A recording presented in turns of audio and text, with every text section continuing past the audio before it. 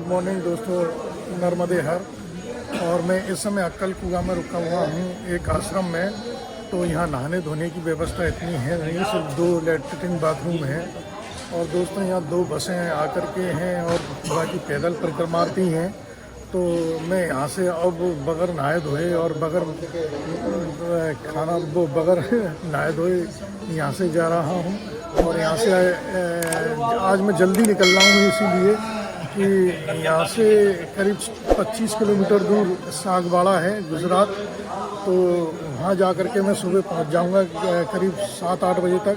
तो वहीं मैं नहाऊँगा धोऊँगा, वहीं पूजा करूँगा। तो क्योंकि जब तक वहाँ जो वहाँ रुके होंगे वो भी वहाँ से निकल जाएंगे।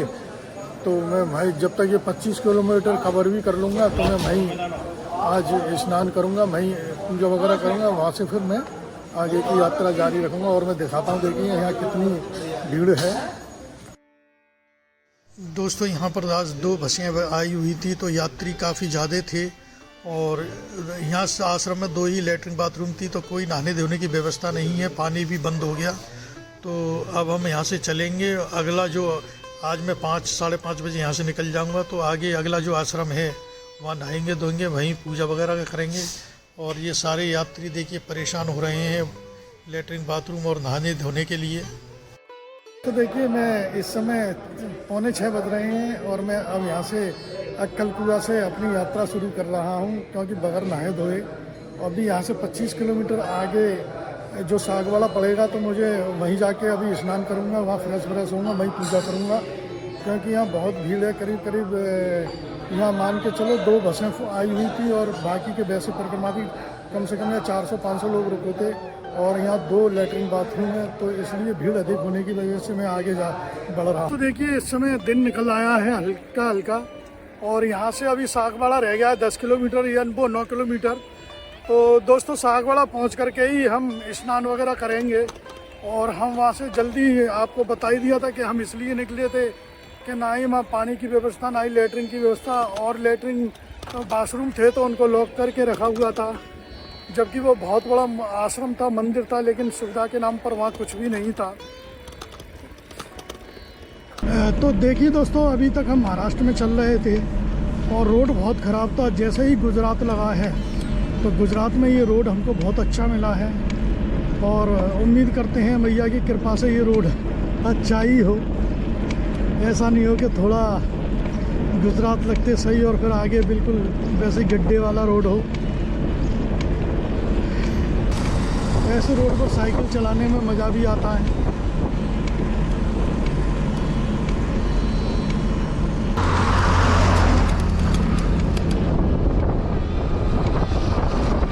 देखिए दोस्तों, इस समय हम सागवाड़ा आ चुके हैं और ये सामने जो ऊंची ऊंची पहाड़ियाँ देख रहे हैं, यहाँ से सूलपानी का जंगल शुरू हो जाता है।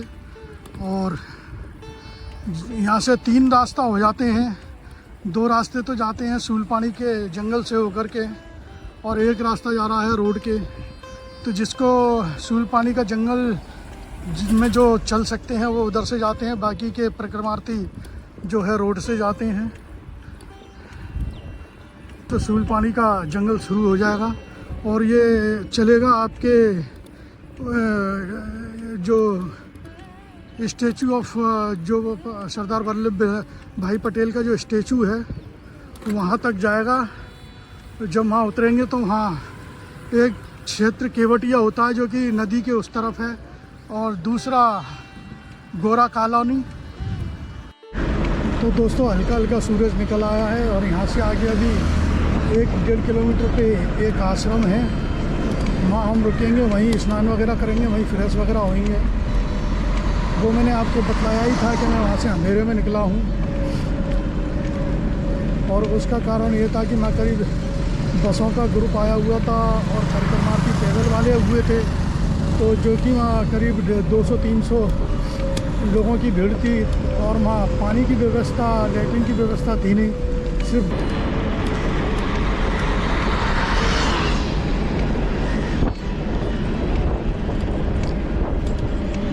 आश्रम है, इस आश्रम में चलते हैं, यहीं नहाएंगे धोएंगे।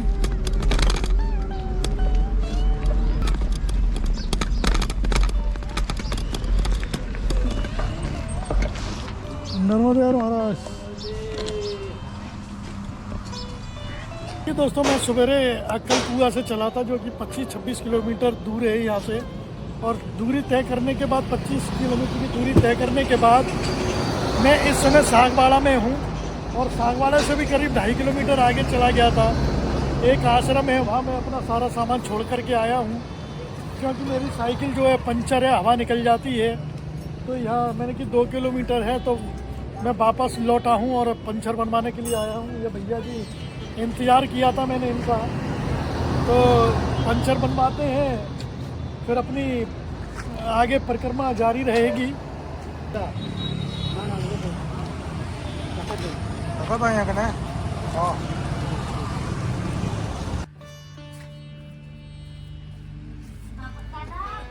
इस आश्रम में थे तो इसमें हम भोजन प्रसाद भी पाते हैं। और भोजन देखिए दोस्तों, ये मेरे पीछे आश्रम है, ये कोडवा में, और एक महाराज जी हैं, वो इस आश्रम को चलाते हैं।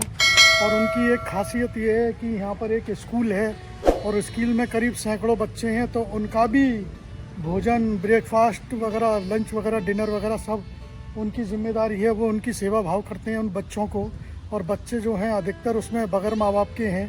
तो धन्य हैं ऐसे महाराज को जो इतना सेवा भाव करते हैं।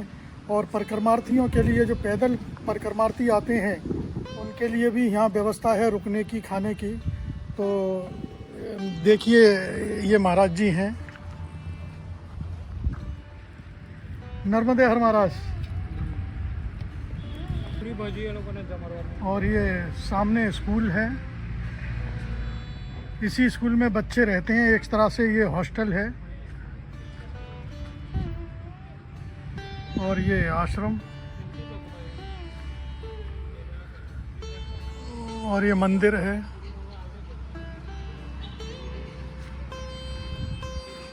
परिक्रमार्थी जो है आते हैं तो इस मंदिर में यहाँ रुक सकते हैं। मंदिर आपको दिखलाते हैं।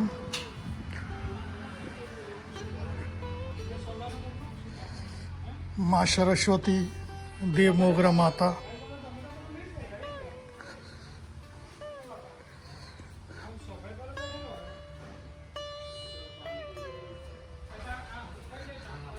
वीर बजरंगबली हनुमान।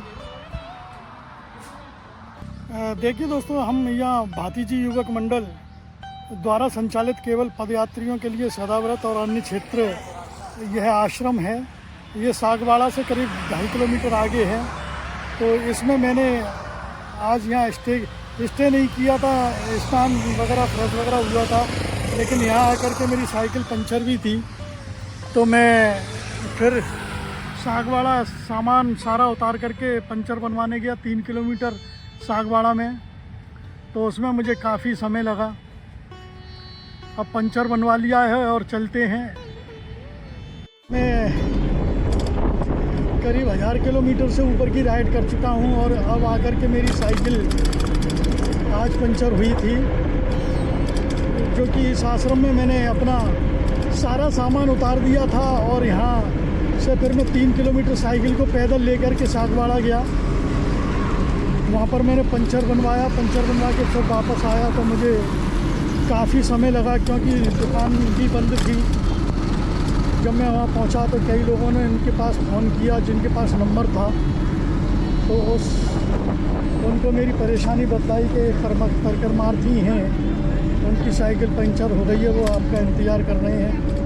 तो वो फिर मेरे लिए स्पेशल आया, तो बोल रहा था कि मैं दुकान करीब 10:30-11 बजे खोलता हूँ।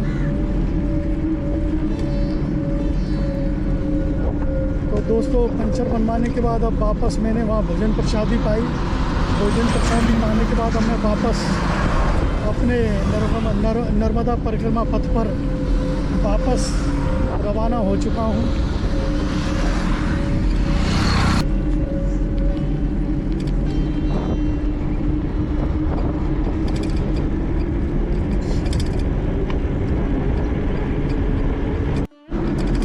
यहाँ से आगे दोस्तों जो रास्ता है वो कभी ऊपर कभी नीचा, कभी ऊपर कभी डाउन।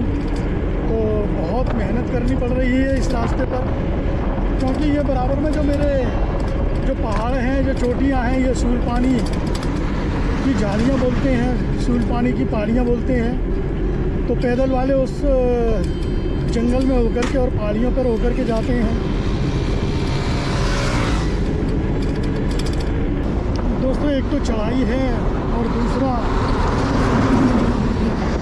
एक तो चढ़ाई ज़्यादा है इधर, और दूसरा हवा भी हमारे विपरीत चल रही है, हवा भी हमें धक्का दे रही है। तो आज तो ये समझ लो हमें डबल मेहनत करनी पड़ रही है। आज हमारा हवा साथ नहीं दे रहा। दोस्तों देखिए अभी यहाँ से डेडियापाड़ा करीब यहाँ से 7 किलोमीटर की दूरी पर है। तो दोस्तों आज हम वहाँ जल्दी विश्राम करेंगे, क्योंकि हमारी वीडियो पड़ी हुई है, कल से हमें नेटवर्क नहीं मिला है। और जो भी वीडियो है उसको हम एडिट करेंगे और थोड़ा हमें कपड़े वपड़े भी धोने हैं। देखिए दोस्तों मैं दोपहर को यहाँ 2 बजे आ गया था डेडियापाड़ा के लिए। और डेडियापाड़ा आज मैं यहाँ इसलिए रुक रहा हूँ कि मेरी कई वीडियो पेंडिंग हो गई हैं और आगे मुझे नेटवर्क नहीं मिला था। यहाँ नेटवर्क मिल रहा है, क्योंकि इससे आगे राजपीपला जाएंगे तो सारा वो सूलपानी की पहाड़ियाँ पड़ेंगी, वहाँ नेटवर्क नहीं मिलेगा। तो इसलिए और दूसरा आज मैंने अपने यहाँ कपड़े वगैरह भी धो कर के डाले हैं। तो दोस्तों आज मैं ये जालाराम आश्रम है अन्य क्षेत्र, तो इस जालाराम आश्रम में मैं रुका हुआ हूँ। कल हमारी यहाँ से यात्रा शुरू हो जाएगी, तो मैं जालाराम आश्रम और मंदिर दिखलाता हूँ। ये आश्रम है।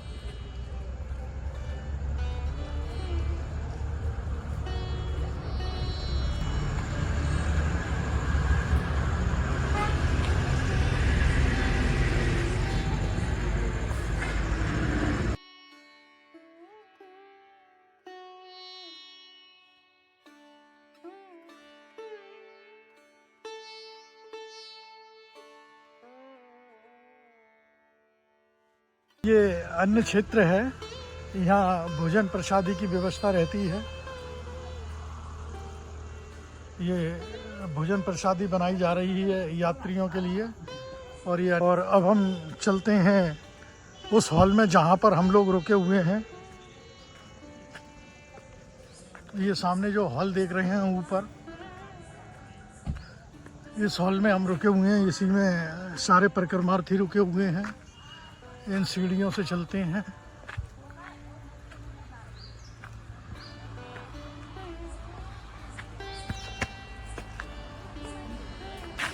ये हॉल है, जिस हॉल में सारे परिक्रमार्थी रुके हुए हैं।